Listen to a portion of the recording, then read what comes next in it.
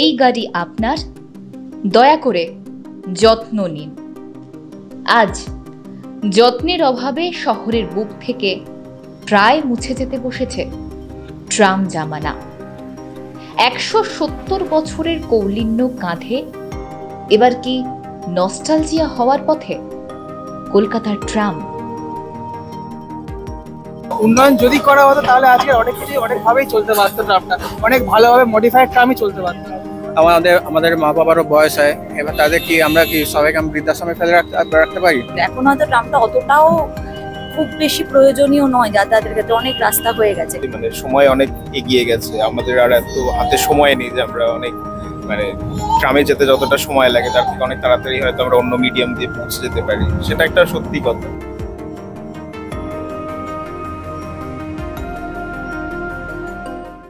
এটাই ধর্মতলা এই হলো, এরপরে যাবে Shyambazar, college street, Vivekananda road, Shyambazar যাবে, আবার শ্যামবাজার থেকে এখানে ধর্মতলা আসবে।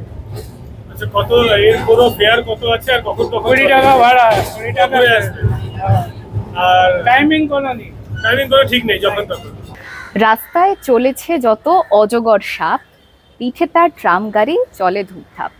কবিগুরু রবীন্দ্রনাথ ঠাকুরের এই লাইনটা আজ বড় প্রাসঙ্গিক, কারণ আজ এই কল্লোলিনী তিলোত্তমার বুকে প্রশ্নচিহ্নের মুখে আমাদের বহু কাছের প্রচণ্ড ইমোশনের ট্রাম, যে শহরের বুক চিরে একদিন তার দাপিয়ে বেড়ানোর সময় ছিল, আজ সেই শহরেই তার কৌলিন্য প্রায় মুছে যাওয়ার মুখে।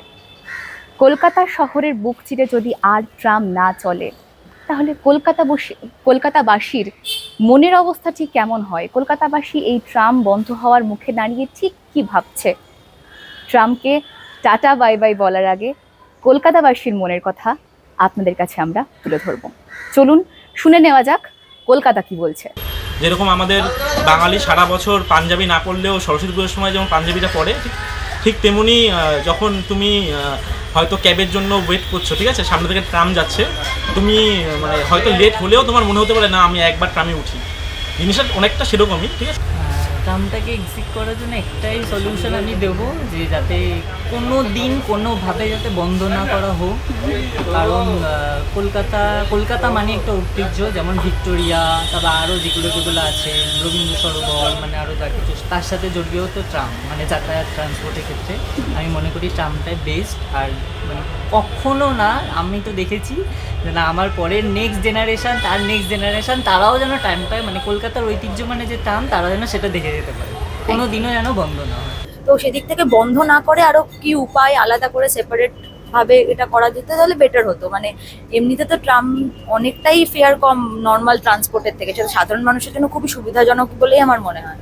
কোথাও না কোথাও মনে হতে পারে যে সমীচীন ট্রামটাকে তুলে দেওয়া পুরোপুরি, কিন্তু হ্যাঁ মানে তাই বলে যে একেবারে পুরোপুরি রাতারাতি ট্রাম তুলে দেওয়া হলো সেটাও কেমন একটা মানে শহরের একজন স্টুডেন্ট হিসেবে কেমন একটা ভাবলে একটু মনটা খারাপই লাগে। একটা ঐতিহ্যবাহী জিনিসকে এইভাবে বন্ধ করে দেওয়াটা অ্যাকচুয়ালি উচিত না, যে বুঝিয়ে দিচ্ছে রাস্তা করা, এটা একদম উচিত তো নাই। কিন্তু ট্রাম তো যানজট তৈরি করছে, যানজট দেখতে গেলে অনেক কিছুই তৈরি করেছে, সব যদি বন্ধ করতে যায় তাহলে রাস্তায় কিছুই চলবে না, শুধু মানুষই দেখতে পাবে, আর যারা বন্ধ করছে তাদেরকে দেখতে পাবো, আর কারোকে দেখতে পাবো না।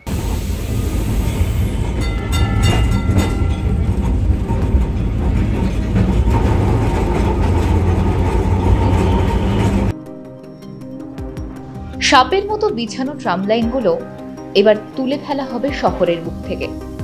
ট্রামের জন্য যানজট হয়ে যায়, আর তাই দ্রুতগতির যুগে এতদিন প্রায় যুদ্ধ করেই টিকেছিল ট্রাম। কলকাতার মতো যানজটের শহরে সত্যি তো স্লথগতির ট্রাম এখন বোঝা বই কিছু নয়। তাহলে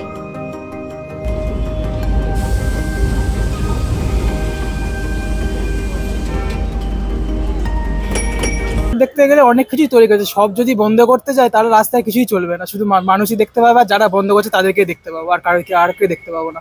যে কোনো বড় বড় যে ডেভেলপড সিটিতে সব জায়গায় ট্রাম কিন্তু ডেভেলপ করে এখন ফুল দমে চলে, জিউরিচ বলুন, যে কোনো সিটিতে, বড় বড় সিটিতে বলুন, এখানে বলতে অনেক কিছুই বলা যায় কিন্তু সব ওপেন প্ল্যাটফর্মে বলা যাবে না। কিন্তু যেটা হয়তো উন্নয়ন যদি করা হতো তাহলে আজকে অনেক কিছুই অনেকভাবেই চলতে পারতো, ট্রামটা অনেক ভালোভাবে মডিফাইড ট্রামই চলতে পারতো, যেরকম বড় বড় শহরে চলে আর কি।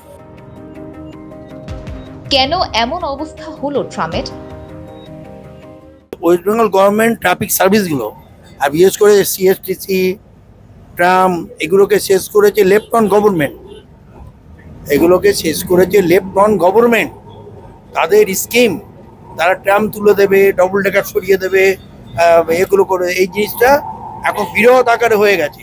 আর ওখানকার যারা ছিল সেই ওই ওই স্বজন পোষণ, দুর্নীতি, হুকুমদারি, আমলাতান্ত্রিক সমঝোতা নীতি সব কিছু মিলিয়ে, যেটা নিয়ে পার্টির লিডারও পর্যন্ত বলতো যে আমাদের পার্টিতে বেনজল ঢুকে গেছে।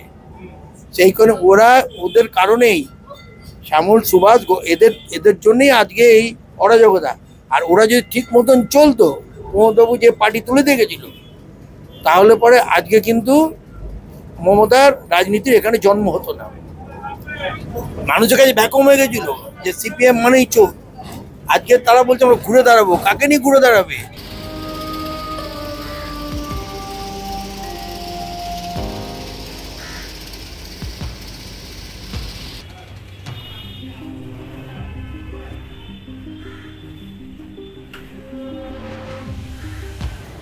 এখনো পর্যন্ত যতজন মানুষের সঙ্গে আমরা কথা বললাম, তাদের মনের কথা আপনারা নিজেরা নিজেদের কানে শুনলেন। আপনাদের কোথাও গিয়ে মনে হলো কেউ ট্রাম বিমুখ হয়ে পড়ছে? সত্যিটা এটাই। রাজ্য সরকার বা ট্রান্সপোর্ট কমিউনিকেশন বা ট্রান্সপোর্ট কর্পোরেশন যে যাই সিদ্ধান্ত নিক না কেন, সাধারণ মানুষ কিন্তু একজনও চাইছে না এই তিলোত্তমার বুক থেকে তাদের সেই ঐতিহ্য মুছে যাক। বরং ট্রামের আধুনিকীকরণ তারা চাইছে। আরও এই সভ্যতার যতটা দ্রুত গতিতে এগিয়েছে, সেই সভ্যতার সঙ্গে একেবারে তাল মিলিয়ে চালানোর জন্য তারা আর্জি জানাচ্ছে, তারা অনুরোধ করছে। তারা চাইছে এই শহরে আবারও ট্রামের চাকা গড়াক। প্ল্যানেট থেকে ময়দান মানে জয় রাইড নয়, একেবারে পরিবহন মাধ্যম হিসেবেই এই শহরের বুকে গর্বের সঙ্গে মাথা উঁচু করে ট্রাম এগিয়ে চলুক। ক্যামেরায় দেবাশিস ভদ্রের সঙ্গে তপজা চক্রবর্তীর রিপোর্ট, মাধ্যম।